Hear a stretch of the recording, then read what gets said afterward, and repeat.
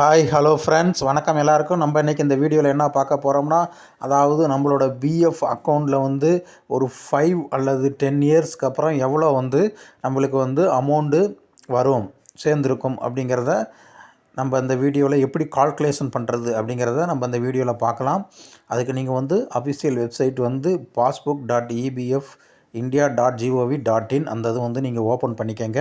அப்படி இல்லைன்னா டிஸ்கிரிப்ஷனில் லிங்க் கொடுத்துருக்கேன், நீங்கள் அதை கிளிக் பண்ணிங்கன்னே உங்களுக்கு இந்த இது வந்து ஓப்பன் ஆகும்.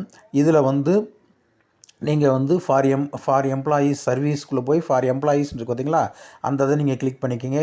கிளிக் பண்ணிட்டு கீழே மெம்பர் பாஸ்புக்குன்னு இருக்கு பார்த்தீங்களா, அந்த இதை நீங்கள் வந்து கிளிக் பண்ணணும்.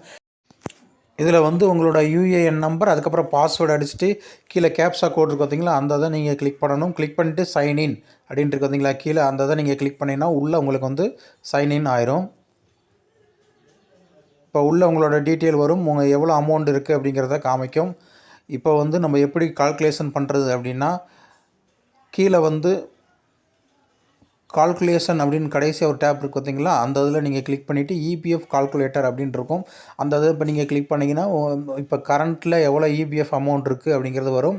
அப்புறம் வந்து நம்மளோட பேசிக் மந்த்லி வேஜஸ் எவ்வளோ அப்படிங்கிறத நம்ம வந்து இங்கே அடிச்சுக்கணும். அதுக்கப்புறம் வந்து average percentage of increase amount, அதாவது ஒவ்வொரு வருஷமும் எவ்வளோ அமௌண்ட் வந்து ஆவரேஜாக இன்க்ரீஸ் ஆகும் அப்படிங்கிறத நம்ம போட்டுக்கலாம். மினிமம் 5% போட்டுக்கலாம். போட்டுட்டிங்கன்னா இப்போ வந்து கரண்ட்லி உங்களுக்கு எவ்வளோ ஏஜ் ஆகுது அப்படிங்கிறத பார்க்கணும். அதுக்கப்புறம் எந்த ஏஜ் வர்றப்போ உங்களுக்கு வந்து அமௌண்ட் கால்குலேஷன் பண்ணணும் அப்படிங்கிறத அமௌண்ட்டை வந்து நீங்கள் வந்து இப்போ நான் வந்து எக்ஸாம்பிளுக்கு வந்து 35 வயசு இப்போ எனக்கு ஆகுதுன்னா 45 வயசில் எவ்வளோ அமௌண்ட் வரும் அப்படிங்கிறத செலக்ட் பண்ணிவிட்டு கீழே கால்குலேட்டர்னு கொடுத்துருக்கேன். கொடுத்தவுமே கீழே வந்து உங்களுக்கு வந்து எவ்வளோ அமௌண்ட்டு உங்களுக்கு வரும் அப்படிங்கிறத வருது பார்த்திங்களா. இந்த மாதிரி நம்ம வந்து கால்குலேஷன் பண்ணி நம்ம வந்து பார்த்துக்கலாம். இதில் முக்கியமானது என்னென்னா, நம்ம வந்து இடையில வந்து பணம் எடுக்காமல் இருந்தால் தான் இப்போ நம்ம கால்குலேஷன் பண்ணுற அமௌண்ட் வந்து ஆவரேஜாக எஸ்டிமேட்டடாக நம்மளுக்கு வந்து ஒரு 5 இயர்ஸ் அல்லது 10 இயர்ஸ்க்கு அடுத்து நம்மளுக்கு வரும்.